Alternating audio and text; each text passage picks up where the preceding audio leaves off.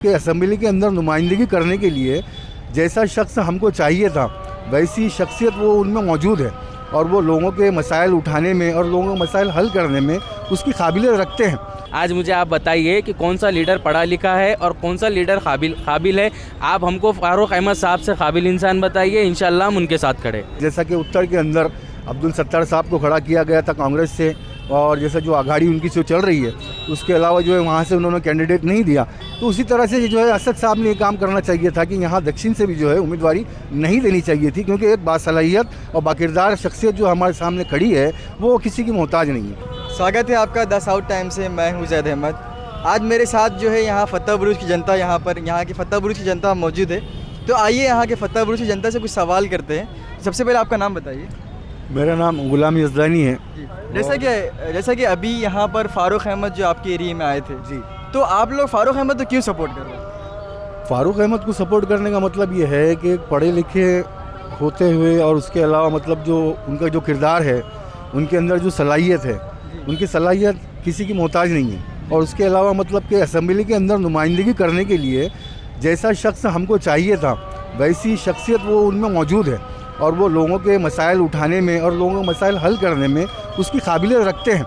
इसीलिए हम लोगों ने जो है ये तय किया है कि अभी असेंबली के अंदर फारूक अहमद साहब को पूरा सपोर्ट देते हुए उनको अनगिनत वोटों के लिस्ट से जो गिनती से जो मतलब चैलेंज के साथ में उनको एक विनिंग के तौर पे जैसा कि जो वोट उनको चाहिए उतने वोट उनको दिलाना है और नांदेड़ से उनको चुना के लेके आना है। जैसे कि मेरा दूसरा सवाल आपसे ये है कि जिस तरह 2019 में फारूक भाई खड़े रहे थे और फारूक भाई के अपोजिट में मुसलमान कैंडिडेट MIM से खड़े रहे थे, अभी भी इस बार भी वैसे ही हो रहा है कि MIM ने अपना कैंडिडेट यहाँ पर दे दिया, तो फिर अभी भी वही वोट डिवाइड होने वाला है। तो आपको क्या लगता है, MIM ने सही किया या गलत? नहीं, इसमें जो है MIM को समझदारी का सबूत देना पड़ेगा और समझदारी से काम लेते हुए, जैसा कि उत्तर के अंदर अब्दुल सत्तार साहब को खड़ा किया गया था कांग्रेस से, और जैसा जो आघाड़ी उनकी जो चल रही है उसके अलावा जो है वहाँ से उन्होंने कैंडिडेट नहीं दिया, तो उसी तरह से जो है असद साहब ने ये काम करना चाहिए था कि यहाँ दक्षिण से भी जो है उम्मीदवारी नहीं देनी चाहिए थी, क्योंकि एक बासलाहियत और बाकिरदार शख्सियत जो हमारे सामने खड़ी है वो किसी की मोहताज नहीं है। और असद साहब को ये जानना चाहिए और समझना भी चाहिए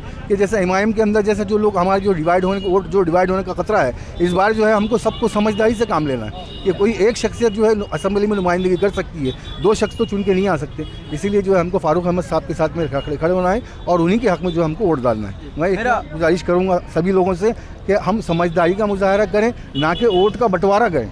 वोट का बंटवारा तो नहीं चाहिए, क्योंकि हर बार हमारी यही कोशिश है, हर बार जो है हमारी यही कोशिश है कि वोट हमारे बांटे गए, तो हमको इस बार बंटना नहीं है, मुत्तहद होकर फैसला लेना है। मैं इतनी गुजारिश करूँगा। यहाँ की जनता से आप क्या संदेश देना चाहेंगे, क्या पैगाम? मैं इतनी गुजारिश करूँगा कि हमारे जो हम के जो लोग हैं, जितने लीडरान हैं, जो भी जो है मुस्लिम नुमाइंदगी रखने की काबिलियत रखते हैं, उनको मैं इतना कहना चाहूँगा कि भाई हमको इस बार में डिवाइड नहीं होना है, वोट का तकसीम नहीं करना है, किसी एक के हक़ में वोट करना है। और एक के हक़ में वोट करने के अलावा हमारे पास में कोई रास्ता नहीं है। जैसे कि फारूक साहब जैसा जो इतना मतलब कि 5 साल इसके पहले भी उन्होंने फॉर्म भरा और उनके अंदर जो है काबिलियत कैसी बताया कि मतलब दूसरे तबके के वोट लेने की सलाहियत रखते हैं, तो इसलिए हमको उनके साथ जाना है। तो हम गुजारिश करेंगे हम जो साथ मुत्तहिद होकर उनको वोट करें इंशाल्लाह। जैसे कि आप एक नौजवान हैं, तो आपके पास कौन से मुद्दे हैं, आप कौन से मुद्दों पे वोट करेंगे इस बार?